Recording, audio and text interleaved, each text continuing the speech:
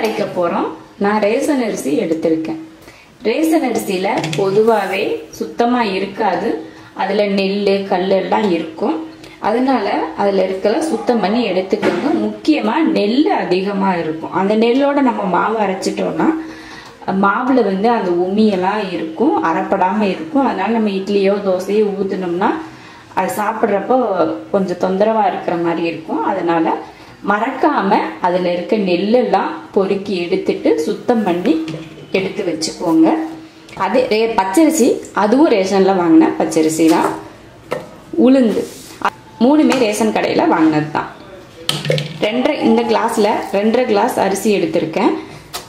எடுத்து சுத்தம் பண்ணி வச்சிருக்கேன். அதே போல பச்சரிசியும் சுத்தம் பண்ணி தான் எடுக்கணும். அதுலயும் நெல் இருக்கும். அதுல ஒரு 3/4 கிளாஸ் அளவுக்கு பச்சரிசி எடுத்திருக்கேன். 2.5 கிளாஸ் அரிசிக்கு 3/4 கிளாஸ் பச்சரிசி. அதையும் இது கூட ஒன்னாவே சேர்த்துக்கலாம்.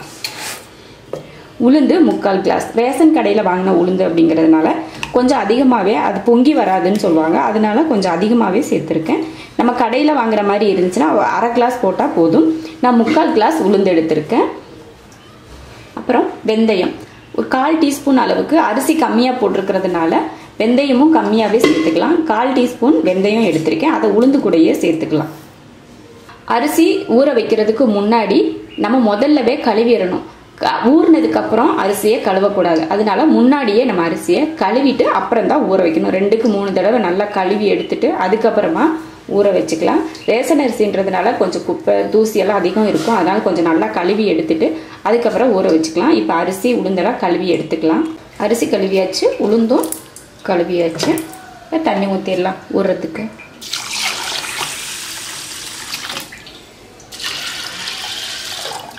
அவ்வளோதான். இதை ஊற வைக்கணும். இனி குறைஞ்சது 5 மணி நேரமாவது அரிசி நல்லா ஊறணும். ஒரு 2 மணி நேரத்திலே நல்லா ஊறின மாதிரி இருக்கும்.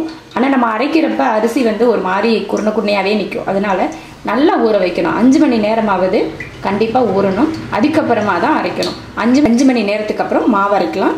இப்போ இதை எடுத்து வச்சிடலாம். இப்போ மாவு அரைக்கலாம். இப்போ நான் கழுவ போகிறதில்ல. நம்ம ஏற்கனவே முன்னாடியே கழுவி தான் ஊற வச்சுருக்கோம். இப்போ நான் கழுவ போகிறதில்ல. அப்படியே அரைக்கிறதுக்கு எடுத்து போட்டுக்கலாம். முதல்ல உளுந்து தான் அரைக்கணும். அதனால் முதல்ல உளுந்து போட்டுக்கிறேன். மிக்ஸி ஜாரில் தான் அரைக்க போகிறோம்.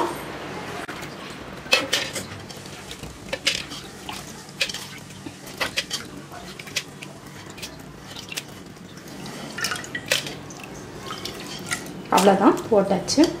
கொஞ்சம் தண்ணி சேர்த்துக்கணும். உளுந்து ஊற வச்ச தண்ணியிலேயே கொஞ்சம் தண்ணி சேர்த்துக்கணும்.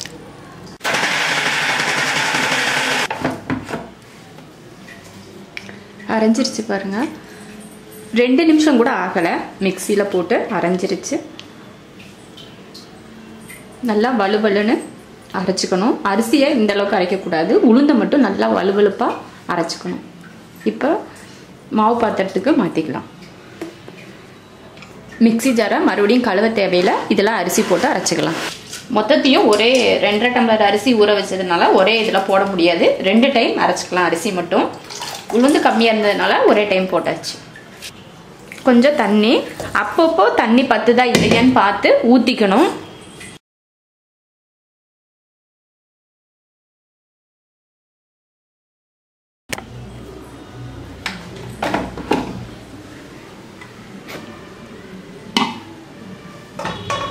அவ்வளோதான். அரிசி உளுந்து 2மே அரைச்சி முடிச்சிட்டோம். முதல்ல சொன்ன மாதிரி தான் நம்ம அரைக்கிறப்போ இப்படி தொட்டு பார்த்தா சொரப்பாக தெரியணும். அப்போ தான் கரெக்டான பதத்துக்கு அரைச்சிருக்கோன்னு அர்த்தம். இப்போ இதையும் மாவு கூட சேர்த்துடலாம். 5 நிமிஷம் கூட ஆகலை மாவு அரைக்கிறதுக்கு.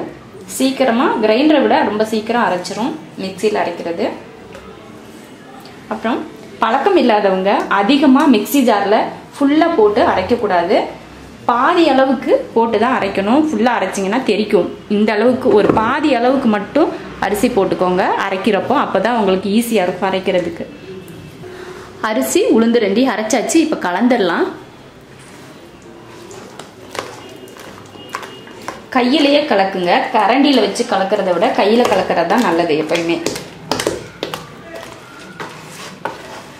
அப்போ தான் அந்த மாவோட பக்குவம் நம்ம கைக்கு அப்போ தெரிய வரும். எது கரெக்டாக இருக்கா, சரியாக கலந்துருக்கோமா இல்லையா அப்படின்றது நமக்கு தெரியும். இது 8 மணி நேரமாவது மாவை புளிக்க வைக்கணும். அப்போ தான் இட்லியும் நல்லாயிருக்கும், தோசையும் நல்லாயிருக்கும். கொஞ்சம் புளிப்பு இருந்தால் தான் சாப்பிட்றதுக்கு இட்லி நல்லாயிருக்கும். புளிப்பு இல்லைன்னா இட்லி நல்லா இருக்காது. அதனால ஒரு 8 மணி நேரத்துக்கு புளிக்க வச்சுட்டு அதுக்கப்புறமா நம்ம தோசையோ இட்லியோ செய்யலாம். காலை இட்லி மாவு அரைச்சி வச்சோம், நைட்டே மாவு அரைச்சி வச்சோம். இப்போ புளிச்சிருச்சு, நல்லா பொங்கி வந்திருக்கு, பார்க்குறப்பவே தெரியுது. இப்படி பொங்கி வந்திருந்தாலே நல்லாயிருக்கும் இட்லி ஊற்றுறது. எல்லா மாவையும் கலந்துக்க வேணாம். நமக்கு இட்லி எந்த அளவுக்கு தேவையோ அந்த அளவுக்கு மட்டும் நம்ம மாவு எடுத்து கரைச்சிக்கலாம். மற்றதை எடுத்து ஃப்ரிட்ஜுக்குள்ளே எடுத்து வச்சுக்கலாம். இப்போ இட்லி ஊற்றுறதுக்கு மாவில் நமக்கு தேவையான அளவுக்கு உப்பு சேர்த்துடலாம். நான் ஒரு அடுக்கு இட்லி தான் ஊற்ற போகிறேன், அதே மாவு கம்மியாக எடுத்து கலந்துருக்கேன். மாவு ஊற்றியாச்சு. இட்லி பாத்திரத்தில் மாவு வச்சிடலாம். இதில் நான் சோடாப்போ எதுவுமே சேர்க்கல. இந்த மாதிரி இட்லி பண்ணி பாருங்க. நல்லா செவந்து வந்துருச்சு தோசை, எடுத்துடலாம். பாருங்க எப்படி ரோஸ்ட் சூப்பராக வந்திருக்குதா.